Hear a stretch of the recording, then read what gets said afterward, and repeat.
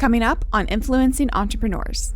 My whole vision for Daily Discipline was to provide my notes and make them free for anybody else who would want to read them, who was asking, how do I keep this alive?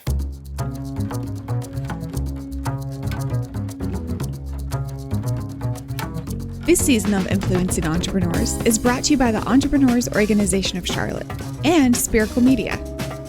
After years of teaching entrepreneurship and consulting business owners, I realized that true knowledge comes from the wins and losses of those entrepreneurs. These are the stories of those business leaders. I'm Cassmer Ward, and this is Influencing Entrepreneurs. So you fill in for this speaking engagement. You have your Will Ferrell old school moment, and from there you get the rush, you get the aha moment, and where do you go next? Yeah, time disappeared. It wasn't work.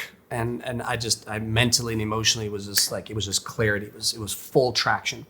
So I told my dad, hey, if you're willing, I want to learn how this works. I want to learn the business. So now you want to be in the family business, learning business. And I declared, when I told him, I wasn't sure that I wanted to join him, but I did want to learn from him. I wanted to learn. And we kind of had a few weeks where we were trying to figure out, are we both ready? And he did such a great job, not just as a dad for a son, but also for, a mentor to, a young person. I happened to be his son, setting me up with, enough space to try, but enough structure to, be able to accelerate, but also feel enough pain to know when I wasn't good. So he had two rules. He said, you can join, but there's two rules. Number one, you don't make any money until you make me money. So I had to learn how to create value and bring money in, not just collect paychecks. Number two was, if it's ever between me or the client, he's going to choose the client. He's like, if you're not good enough to be in the room, you're out. That's just it. He goes, if a client says you aren't good enough, or you're a problem, or whatever, you're too junior, you don't get it, you're not holding your weight, you're done. He's like, I'm not carrying you with a client. So my first year, I crushed it, made $26,000. I think I made 29 in year 2 and 31 in year 3. And real quick, so your father provides this structure. Yeah. Not even training wheels. It's literally, if you fall, you fall. Yeah, it was deep end. But you've got to create your own path. So on your path to making $26,000 and $31,000, where's the path headed at least? What direction are you focusing? So at that time, right, it was really two pieces. It was one, learning how to be a speaker, whether it was doing keynotes or workshops. It was learning how to address a room and teach that room some skills. And our space was leadership, team culture, and behavior skills that drove, sales or customer service. We're working with accounting firms, working with hospitals, doctors, nurses. We're working with law firms, working with manufacturing plants. So it was really exciting because it had this wide range of physicians one day and, 3-shift machine operators the next day. So a really big range, but I was teaching the same skill sets of managing emotions or focus or how skill building works in a human being. So it was super cool because I was consistent on an aspect, but really diverse on a lot of other stuff.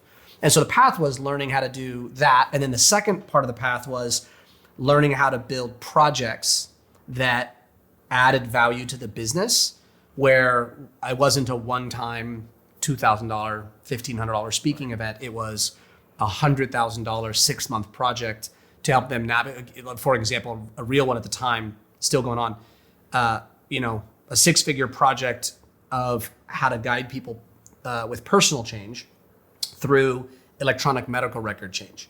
So it was when hospitals were transitioning from everything being on paper to everything being digital. This is back in whatever it was, 2006. And all of the change, it was really hard on nurses and doctors and admin. And so they found that while the machinery worked and the digital stuff worked, their biggest issue was getting the people to actually change. And that's not any different today. Right. It's the same. Those first few years too, not only are you kind of building out your program, you're also kind of building your chops. right? Absolutely, yeah. So did you have any of those cringeworthy presentations or things you look back and you're like, I can't believe I said that or I did it in this manner? Well, anybody who speaks has those, right? Yeah. It was like a comedian, right? Every comedian's gonna bomb. I will say I was really fortunate in that I never had anybody or any group.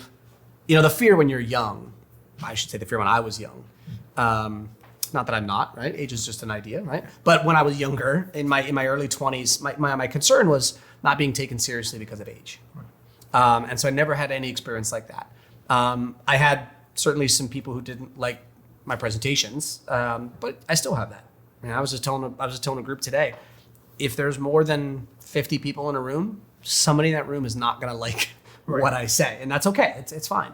But I had, the cringe ones were, I used to do 8-hour workshops 5 days a week, sometimes with the same groups. And the cringe moments were, those were some of the long days and just doing some workshops and the room not giving energy. And so I had to learn how to, and I use this everywhere in my life now, and I'm built like this luckily, but I had to learn how do I carry the energy for a room when the room isn't giving me any. And that skill set has been invaluable to me. But there were some tough, I can picture some rooms and some days where it's like, you got 50 people in a room. They're in day 3 of 8-hour training sessions, and I'm up there carrying the most about their business or their skills than anybody else in the room. Those were tough days that I don't want to repeat those. So sharing where those rooms of 50 are, your room right now is tens of thousands of people with the daily discipline. Mm-hmm. How do you start building out that platform of the daily discipline? And not only just the idea, but what does it mean to you? Daily discipline is super fun for me because, most of all, because it's just a passion project that what happened, Cass, was I would get done with a workshop or a keynote or something like that. And I would hear the same basic statement or question. This was good, or I like this, or this was valuable from those who thought it was. And then they'd ask the same basic thing in some different terms. But all of it was this: how do I keep it alive? And we've all had it, right? We've all had, we hear a podcast and it sounds so cool at the time. And then 3 months later, it comes across our mind and we're like, oh yeah. And so they never liked the answer that I gave them. And they said, how do you keep this alive? Say discipline, right? Because it's called daily discipline. How do you keep discipline alive? Because this is so true. I said, well, you do it tomorrow. And then when you wake up the next day, you do it again. And they didn't like that answer. And I was like, okay, well, how do you keep yourself alive? Like, do you ever wake up and wonder how to keep yourself alive? No, you wake up and you do the things required to keep yourself good. You eat some food, you drink some water, you move, you go make some money so you can, you do what's required. And that's what it takes in anything, right? How do you keep a relationship healthy? You got to do stuff every day. And so what I did was I looked there, I put 2 things together. This is how entrepreneurship works so often. I put 2 things together. One, this question that I got every time. And I couldn't answer them. Even if I answered them really well that day, they're still going to wake up tomorrow without me right there. There was no answer I could give them that how to keep it alive that wasn't, at some point we can't talk anymore. You have to do. So I saw that. The other side was I looked at my office one day and I saw this stack, and I still have it, of notebooks, all with my notes, just my own notes, just things I've read from books, and notes to myself. And I looked and I'm thinking to myself, I am the only person on planet Earth reading these. And every time I read them, I get so excited about something I wrote 2 years ago, and I go back and read through it. And I'm like, well, why don't I take those and just share them with people? So my whole vision for daily discipline was not to grow some list or do something. It was literally to provide my notes that have been so valuable for me and make them free for anybody else who would want to read them, who is asking, how do I keep this alive? And so I've been really fortunate to have created a space with a great team at Rally Day Partners, where I'm now the senior advisor for leadership, culture, and behavior in the companies that we own, who are all entrepreneurs. And we come from we're an entrepreneurial private equity firm. We are built by founders for founders. And so every partner must have owned and operated a business and been an entrepreneur before, because it's really hard to speak to the entrepreneurial experience if you haven't been one. Your points on discipline, where you get up and you just do it every day. Sometimes deciding to do it for the first day is the hardest. And as we close out, what would be your piece of advice to get people out of that mindset so they do it for the first day? Ironically, yesterday's daily discipline, the subject line was step one is one step. And I think what locks people down is there's two things that lock people down that I would encourage them to consider. First is people think they need to have the whole plan ready to rock and roll before they start, and you do not. What you need is to take one step. Every decision is a step in a direction. Just take a step in a direction that you want to go, and then you can figure out how to take a second step. And then the second piece I would have people consider is don't ever flip patience and urgency.